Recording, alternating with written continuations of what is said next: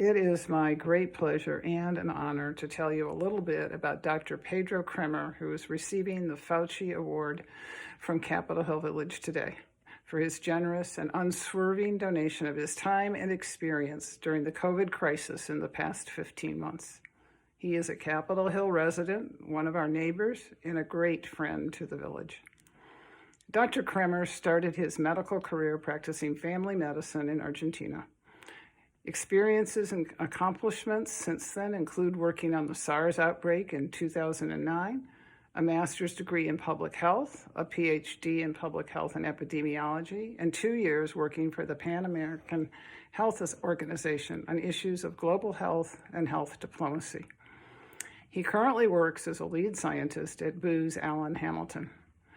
Dr. Kremer has been invaluable to Capitol Hill Village. He has deftly helped us navigate the many issues of the COVID pandemic. He has made himself freely available to us to answer questions about COVID, helping us to come up with science-based practical plans for us to continue to provide our services safely and compassionately. He has always answered every question patiently and with great good humor. I think we can all agree that we at Capitol Hill Village would not be doing as well regarding the COVID pandemic if we had not had Dr. Kremer's able assistance. Thank you so much, Dr. Kremer.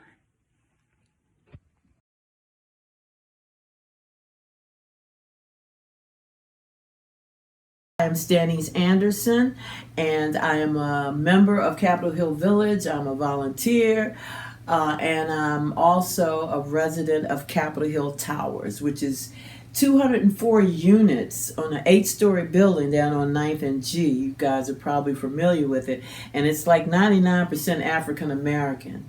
And I just want to thank, I've been given the opportunity to thank Joanna Kendig and her mask force. I mean, she's so passionate. She got together, a group of women and men and, members, and they actually, and volunteers, and they actually created these masks that are reusable. And I have my own collection here. I have 3 that I've accumulated. But, and this right here, let me show you right quick. This is my favorite one, right? I'm coming in for my close-up now, right? This is... Yes, Wonder Woman. And as a matter of fact, that's my favorite, but also it landed in the Washington Post. I'm wearing it in this article that I'm featured in that was penned by Maggie Penman. Oh, play on words, didn't mean to. So anyway, I wanted to share that with you too. So look, you're national now. Joanna Kendig and the Mask Force. Blessings galore. Thank you, and for giving me this opportunity. And you guys have really looked out for us during this pandemic, and I'm just grateful to be a part of it. Grateful that I'm vaccinated now fully, so I can come and do more volunteering, right? All right, enjoy. Good night.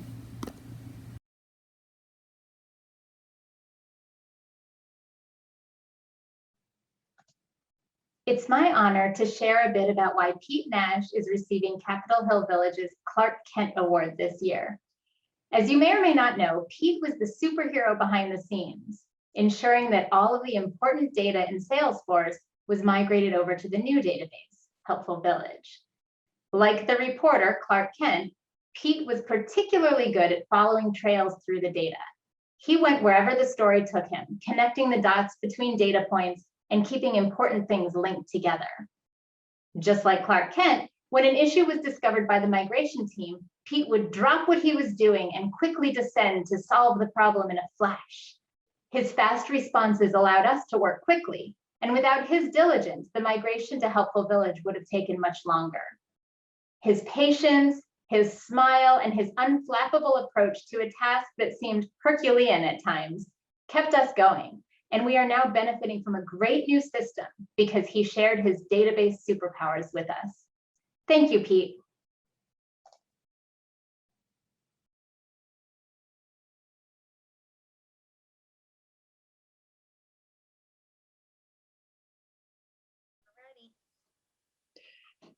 Emerson is a very kind and sweet young lady with a beautiful spirit. I think it's a blessing that she loves to bake and share with others. I wish her the best in all of her endeavors. That's it.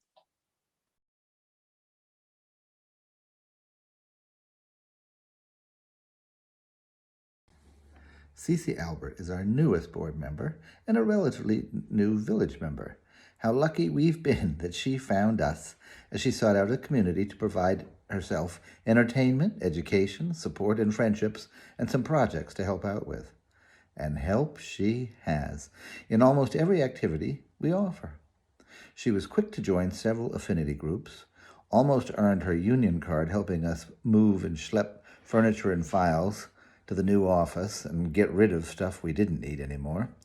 Then she launched into our masking effort with the energy and dedication of Florence Nightingale, before bringing that same energy and dedication to our Christmas gift-making operations.